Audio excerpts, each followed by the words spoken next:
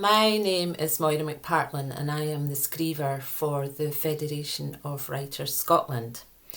And today I'm going to talk to you about taking an artist's date. So what is an artist's date and where did this idea come from? When I started writing about, over 20 years now, I was going to workshops, I was going to creative writing classes. And at that time, everyone that I knew, all the new writers, were working through this book called The Artist's Way by Julia Cameron. The Artist's Way was originally published in 1993, I think, and it is a 12-week course that you work through to unlock your creativity. And it involves a little tutorial, tasks and tools that you can use. And although I'm honest, I didn't complete the whole course, there was quite a lot that I did take out from the book. The Artist's Way endorses two basic tools. One is morning pages. That's where you write as soon as you wake up in the morning for 3 full pages without even thinking, stopping. And I did that for years.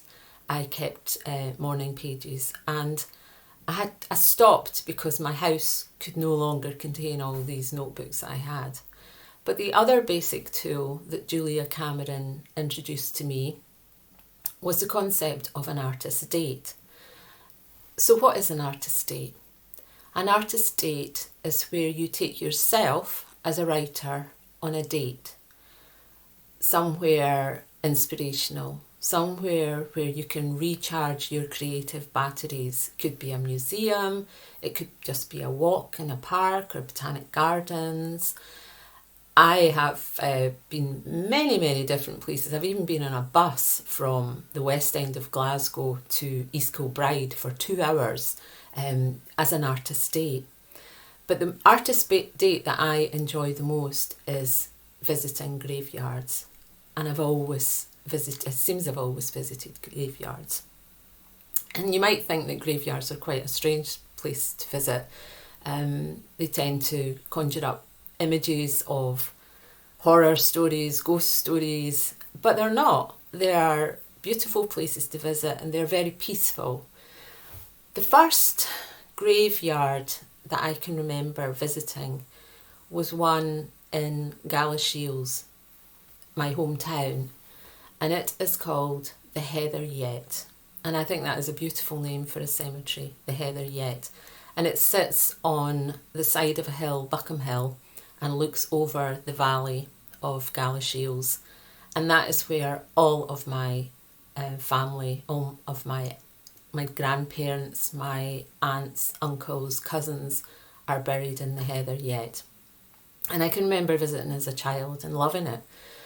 Another graveyard that I visited when I moved to Fife was with my friends, and we used to cycle to a graveyard called Couris Cemetery, and that's where all their family were buried, and it was always a nice trip there. And that cemetery is where my own parents are buried, and I visit there often. I grew up in a small village in Fife, and it had an ancient cemetery, and I played there as a child and hung out there as a teenager. And it's still very dear to me. There are famous cemeteries. There is the cemetery in Paris, Père Lachaise, where Jim Morrison and Oscar Wilde are buried. And people take pilgrimages to places like that. In fact, both of those graves have had to be protected from fans. There is another cemetery in Paris, in Montparnasse, a cemetery that I used to visit quite a lot when I lived there, where Simone de Beauvoir and Jean-Paul Sartre are buried there, and people would leave metro tickets and stones on their grave. And it was a hugely inspirational place to go and sit and to write. When I move house, I always go and visit the nearest graveyard. And recently I moved to Stirling and visited a graveyard quite close by, and I got a complete revelation for a change in plot in one of my novels.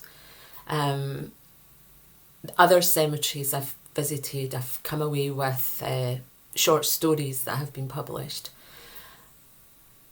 Each time you go to a cemetery, you can read the inscriptions on the graves, and you can conjure up pictures of families and imagine what happened to them. But even the graveyards that are so old you can't read the writing, there are drawings on the graveyard, on the gravestones. There are markers on the posts. Even just sitting and looking at the flowers and how they're tended can be hugely inspirational. So what I would like to encourage you to do this month is to visit a graveyard. Have a walk around, have a look at the gravestones. If there is a bench, and there normally is, sit down on the bench, close your eyes and listen to what is happening, what is around you. Can you hear birds, traffic, people chatting? Soak it all in. Other people, are there other people in the graveyard? If it's a famous graveyard, is there people just going to particular stones? Or is it just people visiting their loved ones? They are hugely inspirational. The last one I visited was the necropolis in Glasgow. I had never been before, even although I had lived in Glasgow. And I came away and I wrote a poem. It had been recently used as a film set for Batman, and I found a immensely masculine graveyard, and but very beautiful, lines of trees and many tourists.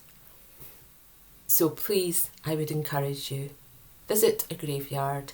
And even if you can't visit a graveyard, maybe visit in your home, visit one of from your childhood. I sometimes visit the one that I used to play in, and I have written stories about that.